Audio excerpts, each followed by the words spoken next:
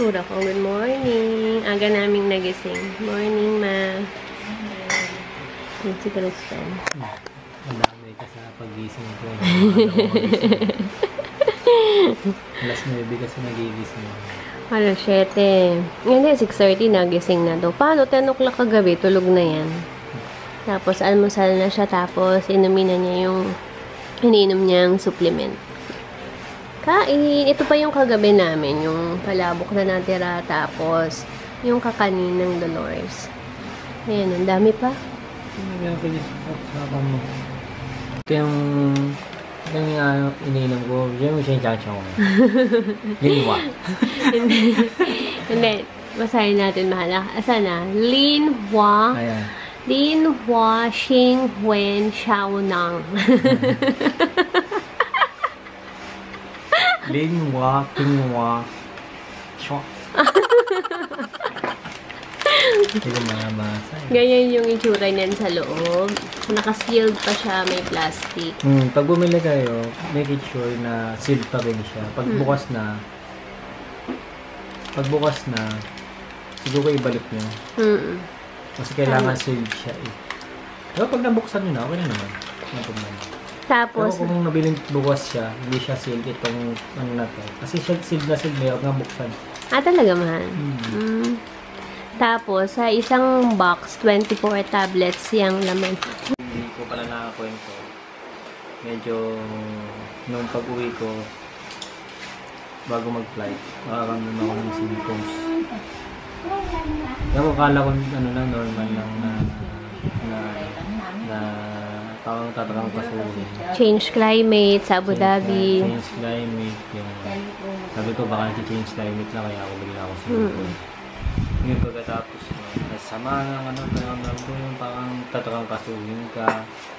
Tapos, all the way ng flight ko, yung pakiramdam ko talagang parang inaapoy ng lagnat. Kaya wala akong lagnat. Kasi, tapos ng flight, kinuha na kami ng thermal ng Coast Guard. Wala naman akong lagnat. Pero ganun pala yun, pag may symptoms ka, yung balat mo, parang feeling ko talaga siguro mayroon akong virus. Parang balat mo init-init, sobra. Pero nung normal ka. Alam mo guys, yung ginawa ko noon, di ba may mga libreng kit doon sa airport. May medyas, may ganon. Yung medyas, ginawa ko. Binabasa ako ng tubig. Ginaganong-ganon ko yung medyas. Talaga? Oo, para maibsan lang yung Hindi ako makahinga sa tapos pulang-pulang ako all the way like 9 hours. Hindi ko matatapos yung 9 hours. Tapos yun, wala na. Basta lamig-lamig pa dun sa airport. O pakiramdam ko ako na ako nilalamig.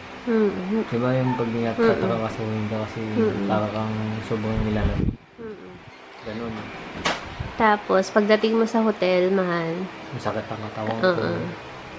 Sobrang sakit ang katawan ko, likod ko, yung mga kaso-kasuhan. Parang tatrangkasuhin ka, diba? Oo, sakit. Sakit ang katawan.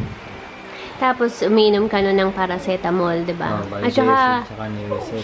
At saka dineclare niya, guys, kasi diba dun sa, palang, tatanungin ka kung may nararamdaman ka, dineclare niya na may sipon ka, diba, mahal? Hindi niya sinikreto. Yan ang wag niyong sisikret. Kasi, at least aware sila. Oo. Kasi nakakatakot din naman yun. Kasi minsan iisipin natin, ay, hindi ko na nang sabihin. Pero mali yun, guys. Sabihin niyo kapag i-declare niyo.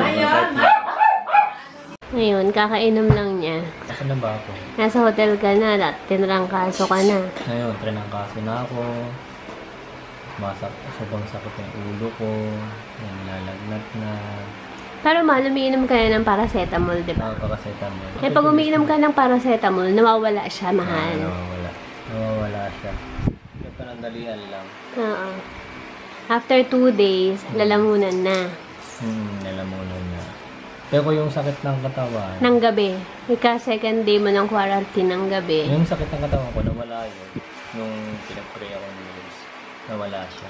Hindi pa ako umiinom nito. Tapos, nawala na yun. Naging okay na ako. Pero masakit. Sumakit naman. Ulo ko naman yung pabalik-balik yung sakit ng ulo. Second day quarantine ng gabi, lalamunan mo mahal. Diba hindi ka nakatulog? Oh, alam mo na naman. Bumaba na dito. Tapos, third day. Si Papa, yung pinabili niyang gamot. Oo, yung Diplam spray. Nagpabili ako ng Diplam spray. Medyo gumaan gaan, nawala yung ano. Tapos, fourth day.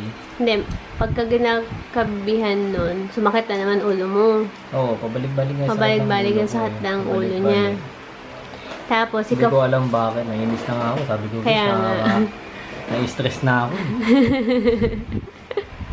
Tapos, third day ng gabi, nung hindi na nawala yung sakit ng ulo niya, nagpaalam na siya sa OWA kung pwede ko siyang padala ng gamot. Kasi bawal talaga magpadala ng gamot eh, di ba mahal? Bawal magpadala, pero gamot okay naman. Sabi ko, in-explain ko kasi ipapadala na ako ng asawa ko ng gamot. Pwede naman. So, nagpadala si Grace. Fourth day ko yun. Fourth day. Tapos, 11:30 ng umaga, uminom ka na. Nag-start ka na niyan. Nag-start na ako ng fourth day quarantine niya. Oo. So, pagkatapos... Nung uminom ka mahal, may nagpagbabago. Oo. Nakaramdam ka talaga ng... Nakaramdaman ko ng pagbabago. Kasi pag uminom ka nito, guys, talagang yung pawis mo... Oo. Totoo. Mapapawisan ka talaga after mong uminom. Yung 3 times a day ko, so naka 1 day ako uminom, natapos ko yung 1 day ko, 3 times a day, 4 na capsules per inom. So, after meal. So, 12 tablet lahat. So, sa isang araw. Oh, 12 ito, sa isang araw lang ito, isang balik. Nag-4 na inom, so 3 times a day. Tapos, 5th day mo, mahal, swab test mo. Swab test ko, kinabukasan.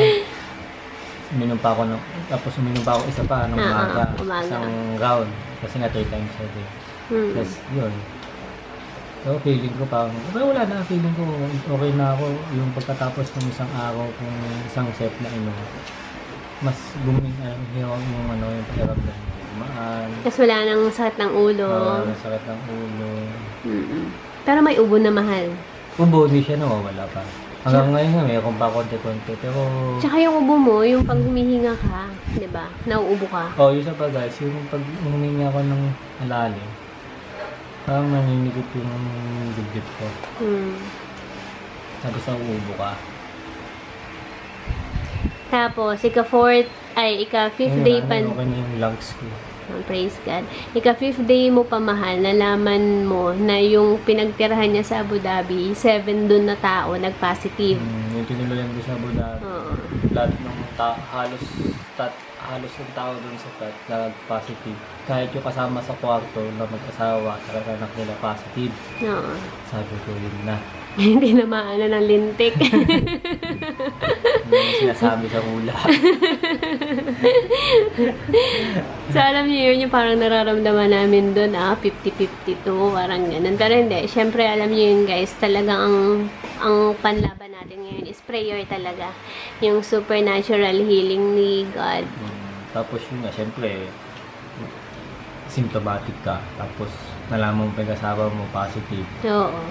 Positive na. Tapos lahat ng symptoms. Tapos ng symptoms sa akin. Sabi ko, ang hirap guys. Yung ramdam ko na kung gano'n kahirap yung COVID. Pag may COVID ka, mahirap talaga siya guys.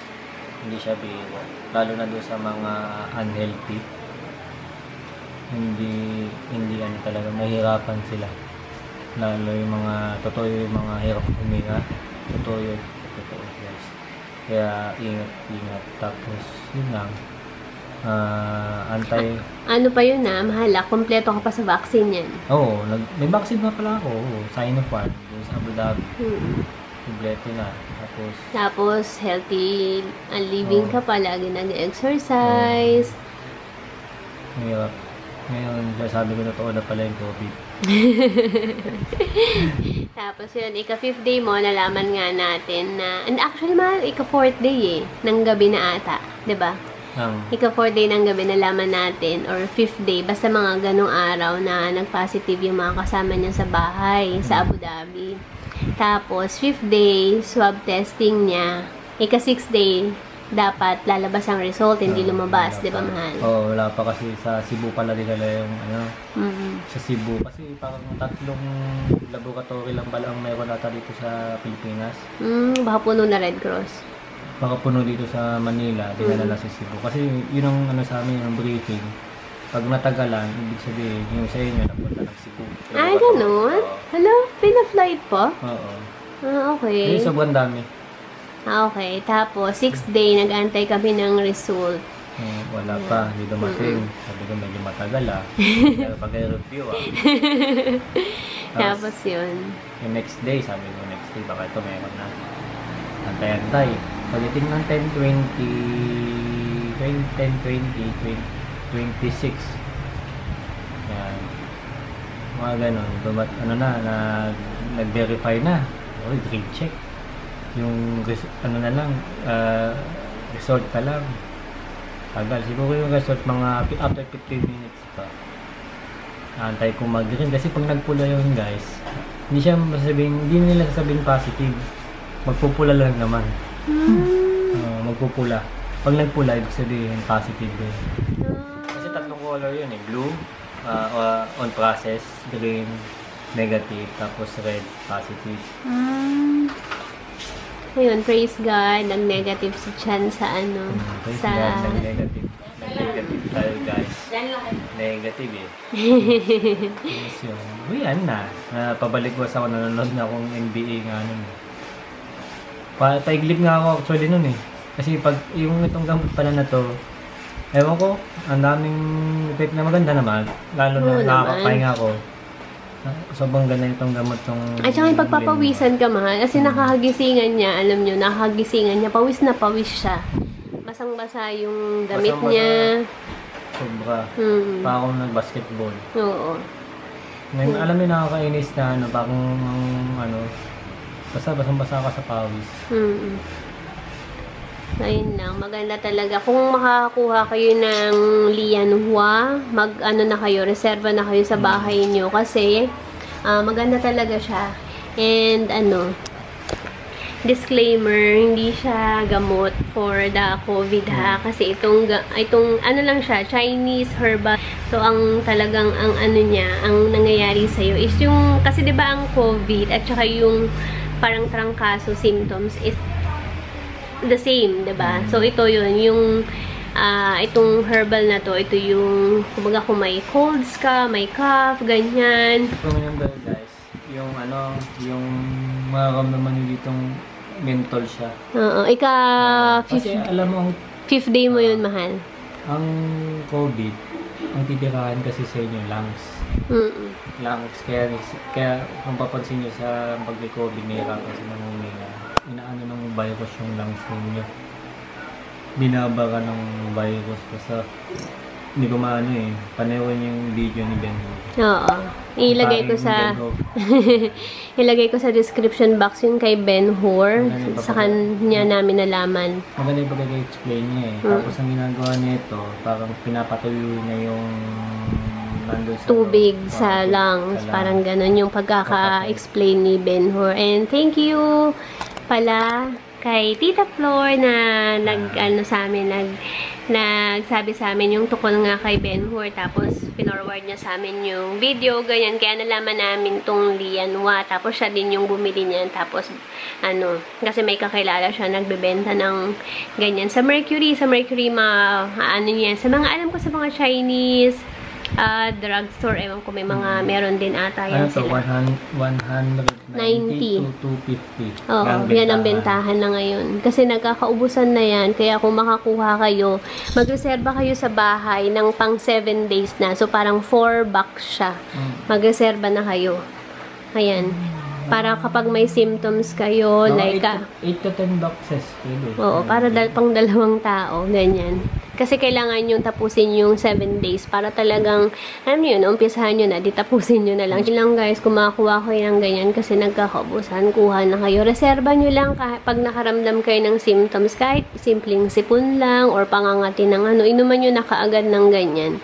Again, disclaimer, hindi siya gamot for COVID, okay? So sa mga asymptomatic, Oo. ito baka yung ano ko lang, may guidelines dun sa pag-inom ng Yinwa. Sa asymptomatic, take 2 capsules 3 times a day. After meal. After meal, 5 to 7 days, yung mga asymptomatic. Tapos yung mild to moderate, take 3 to 4 capsules after meal for 7 days. Kailangan tapusin yung 7 days kahit na nakamdaman yung okay na. Kahit ako, nagtuloy-tuloy pa rin. Nakalimutan ko lang kagabi. Memory gap eh. Tapos yung severe symptoms, yun, pagka confirm positive kayo, ayun, take 4 capsules 3 times a day. For, the course of treatment is 7 to 14 days. So, 7, as long na, ayun, kung siguro yun, pag nag-positive ka, syempre medyo mas, health mo nun, siguro, tapusin mo yung 14 days. Tama. Kaya medyo dapat makami-kami kang balang dito. Tama. Kaya, i-recommend na 8 to 10 boxes Oo. magtabi kayo. Oo. Para to make sure. Ewan kayo, kasi mayroon bumili. Oo. Nagkakaumusan. At saka, kung may doktor kayo, tanong nyo na lang din sa kanila just to make sure. Kung hindi lang yan ang iinumin nyo, kung may iba pa kayong gamot na iinumin, ask nyo na lang sa doktor nyo kung okay ba siya pagsabayin. Basta magtanong pa rin kayo sa mga medical expert kasi kami, sinishare lang namin kung ano yung na-experience namin na talagang maganda talaga yung Lianwa. As in. Especially yung mga allergy, ano pa ba, yung mga may tinitik na ibang gamot, kasi bawal kang mag-take ng ibang gamot. Pero pwede naman ata. Pero yun nga, check nyo sa doktor nyo. And research din kayo guys, and yun nga, yung video ni Ben Hur, yung nangyari din sa kanya, nagka parang COVID-like symptoms din siya. Katulad nung kay Christian. Panoorin nyo kasi mas Napaliwanag niya. At least may medical talaga yung explanation. Oo, kung anong nangyayari, kung anong ginagawa ni COVID, yun, ganun. So, yun lang guys. Kung makuha kayo niyan, kuha kayo. And yun nga, praise God, nangkatib si Mahal at nakauwi na.